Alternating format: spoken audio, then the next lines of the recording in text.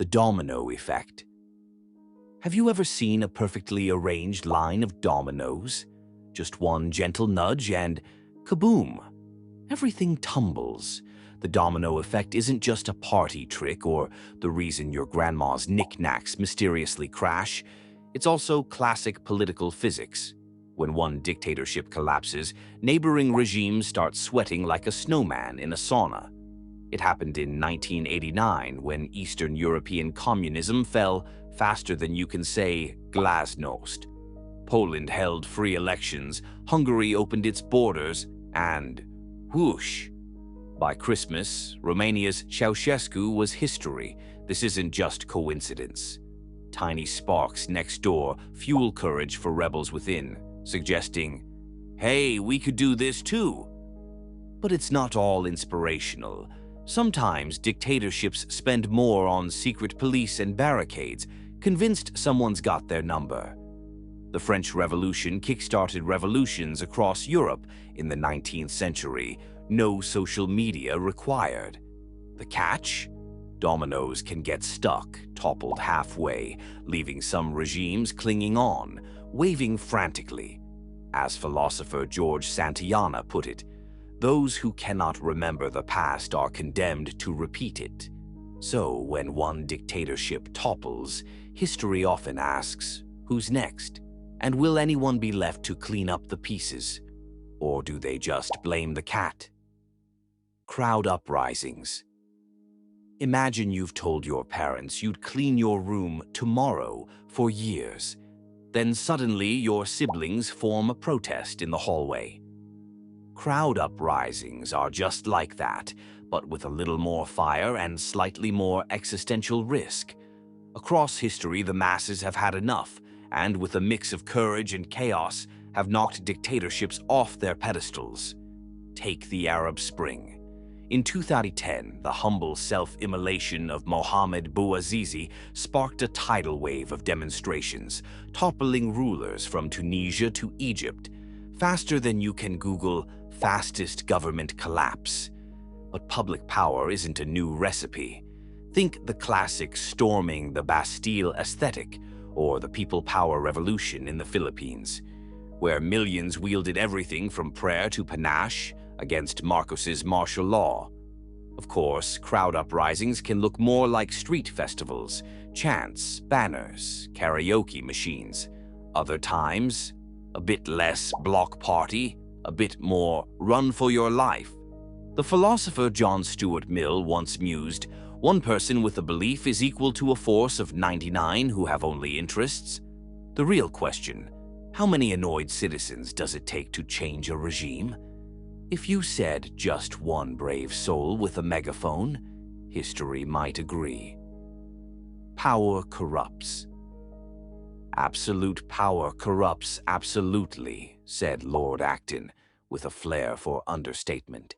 Dictators often enter the scene promising order or progress, only to end up hoarding more bling and backup dancers than a Las Vegas Elvis. Gradually, they forget the benevolent bit and go straight for Banana Republic villain.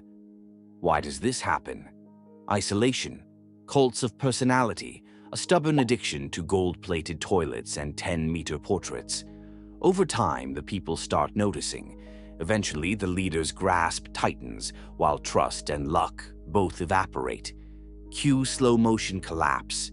Think of Stalin's paranoia about enemies within, or Haiti's Jean-Claude Baby Doc Duvalier, whose rule crumbled under the weight of his own excesses and brutal secret police. There's a reason Machiavelli said, "It is better to be feared than loved if you cannot be both." But even Machiavelli might have raised an eyebrow at a ruler who can't remember their people's names or their own morals. When power morphs into delusion, it's no longer sustainable. The only question left is, will the regime fall with a bang, a whimper, or just a really embarrassing scandal? Economic meltdown. What's the quickest way to lose friends and alienate citizens? Inflate the price of bread until nobody can afford a sandwich, let alone a revolution.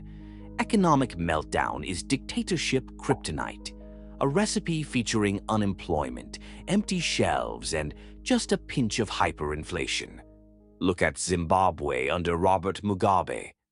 At the peak, their $100 trillion banknotes were worth less than a roll of toilet paper, although, to be fair, both were equally hard to find.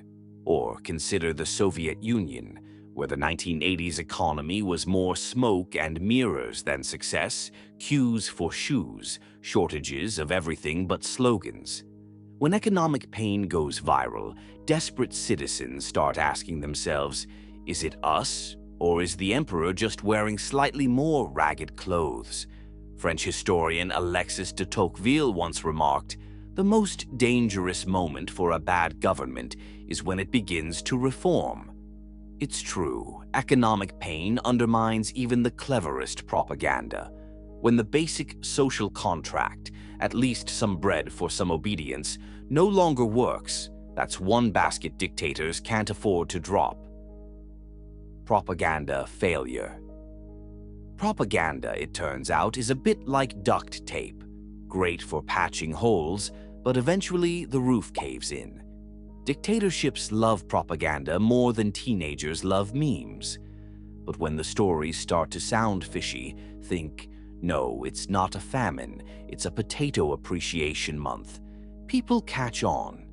Take the fall of the East German regime.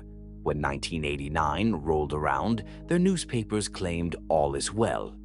Meanwhile, citizens were sneaking peeks at West German TV, catching glimpses of neon signs, bananas, and the Wild West of consumer choice. You can only call it rain for so long before everyone realizes they are drenched. Propaganda collapses when it loses credibility. As George Orwell wrote, in a time of deceit, telling the truth is a revolutionary act. What happens next? Satire, jokes, whispered truth. What was once whispered daringly in kitchens soon explodes onto the streets. The regime, red-faced, tries to correct course, but the spell is broken. Could it be that the real revolution always starts with a giggle? Maybe. Or maybe with a really good pun at the dictator's expense. Internal betrayal. Ah, betrayal.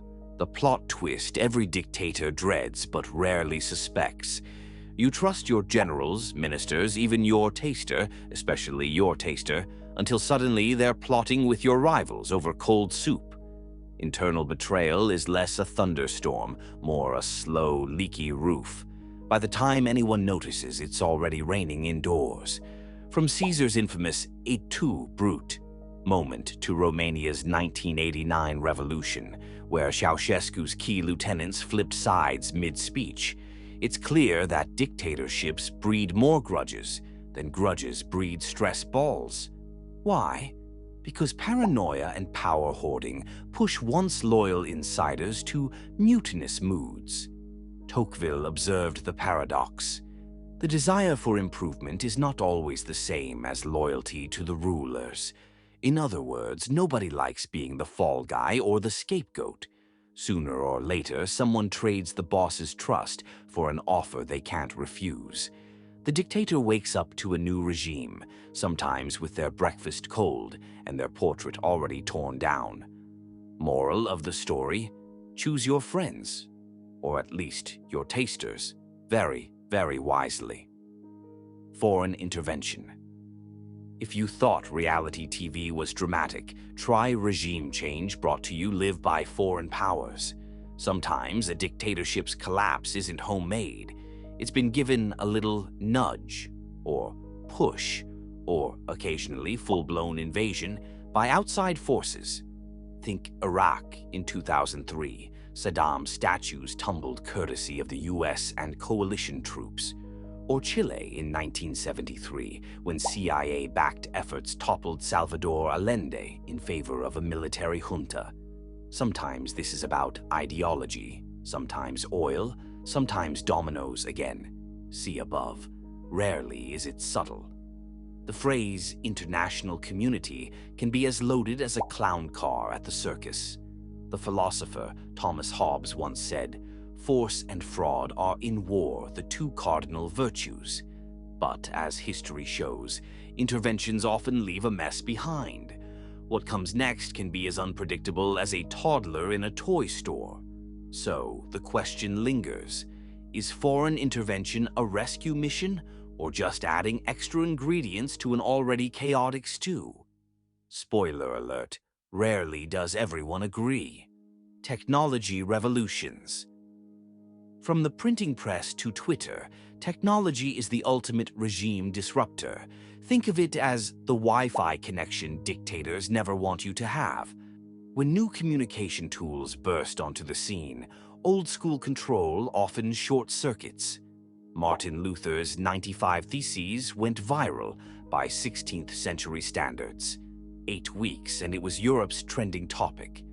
Fast forward to the Arab Spring, where Facebook and Twitter became arsenals for activists, less poke your friends, more poke the regime.